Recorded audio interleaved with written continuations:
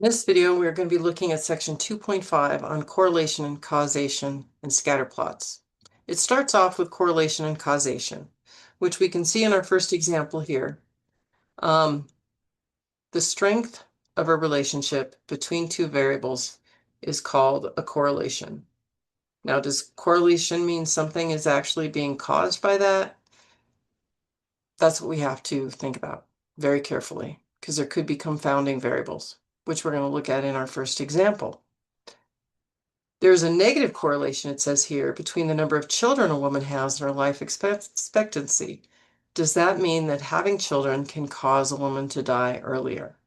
So the more children a woman has, she will die younger. That's what a negative correlation means. Let's see, are there any compounding variables that could be a factor here? I think there are.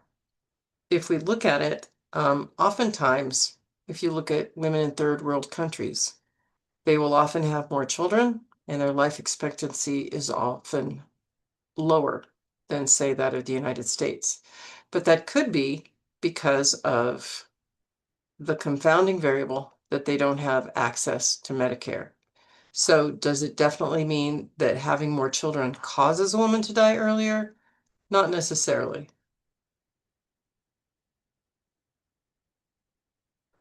We would say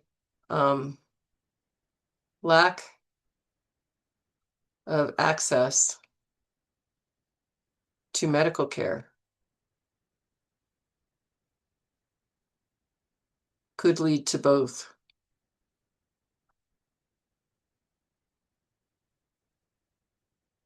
Yep, to both having more children and dying younger. Let's look at our next example. It says, there's a positive correlation between ice cream sales and the number of drownings at the beach. So a positive correlation means is ice cream sales go up, drownings at the beach also go up. Does that mean that eating ice cream can cause a person to drown?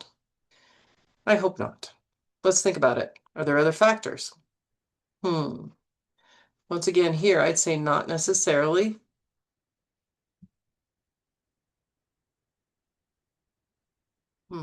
Maybe it being warm outside simply causes more people to eat ice cream and more people to swim.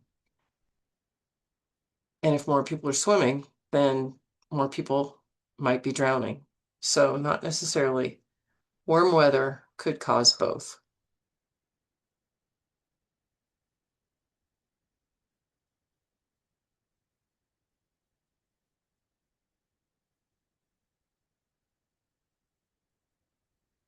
Finally, it says a professional baseball player found that every time he ate Cheerios for breakfast, his team won the game.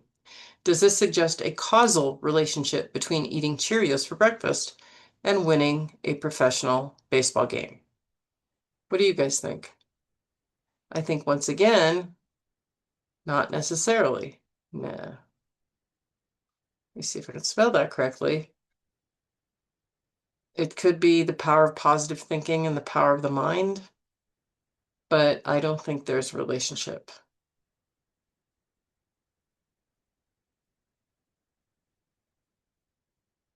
Sometimes if you believe something is true, like a placebo effect, it can help it manifest. So it could be that just believing the cereal helps.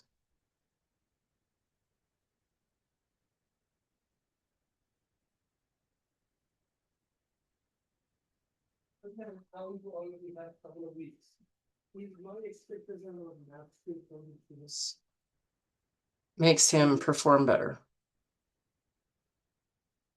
or leads him to perform better.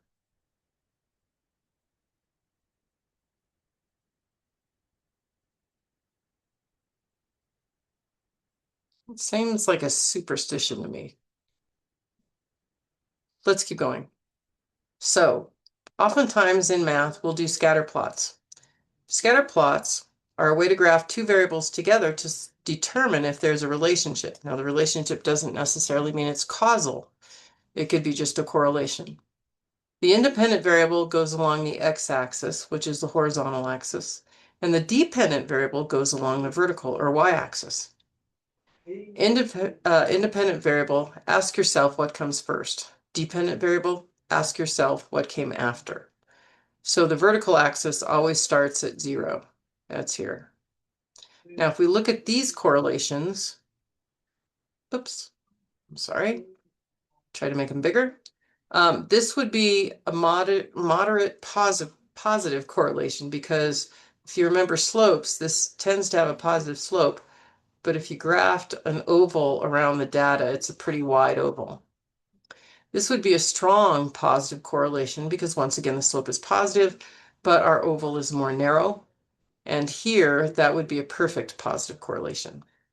Now, similar with negative correlations, that's got a negative slope, so we're going to call that a negative correlation. And you can have a moderate, strong, or perfect negative correlation, depending on how linear it is. This would be no correlation. And this looks more like a quadratic correlation, but certainly not linear. So let's look at creating or seeing if there's a correlation in our next example. This example says that data has been collected on the number of hours spent studying a subject and the grade on the final exam. Does there seem to be a correlation between the number of hours studied and the final exam score? If there is a correlation, identify what type of correlation exists based on what we looked at above. So here, what came first? The hours of studying came first. So here we have hours that range from 0 hours studying to, it looks like, 8 hours studying. And that is along our horizontal axis. So this is hours studying. And our vertical axis represents the grades on the final exam score.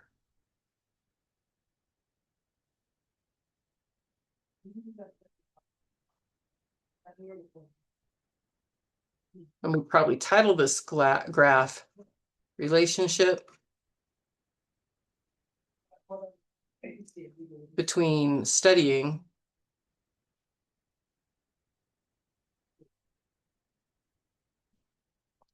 and final exam score.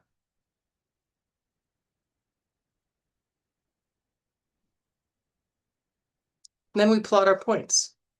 Here at 3 hours of studying, someone got a 68. So we go to 3. This is 50, so it'd be 60. This would be about 68. 7 and 93. We're just going to plot these points. Ooh, let's see. That's 80, 93 would probably be around here. 1 and 65. 0 and 40. That tracks. 8 and 85. Let's see, it'll be here. 2 and 60. 2 and 70. 4 and 89. That's 89 will be here. 5 and 82.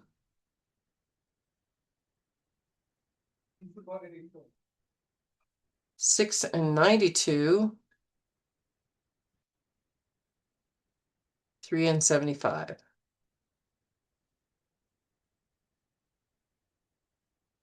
Okay, so if we look at that, let's see what kind of oval.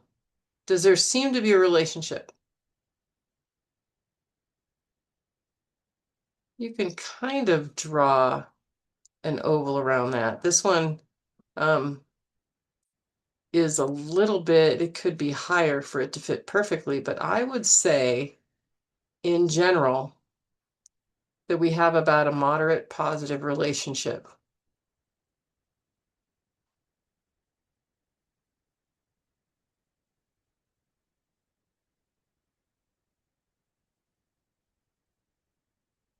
Between hours studied and final exam score.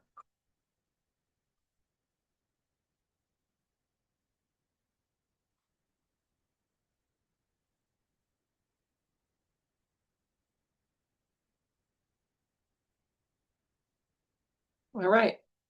That concludes the examples and the content that we're going to look at in section 2.5. I hope you found this useful, and we will see you in class next time. Thanks for watching.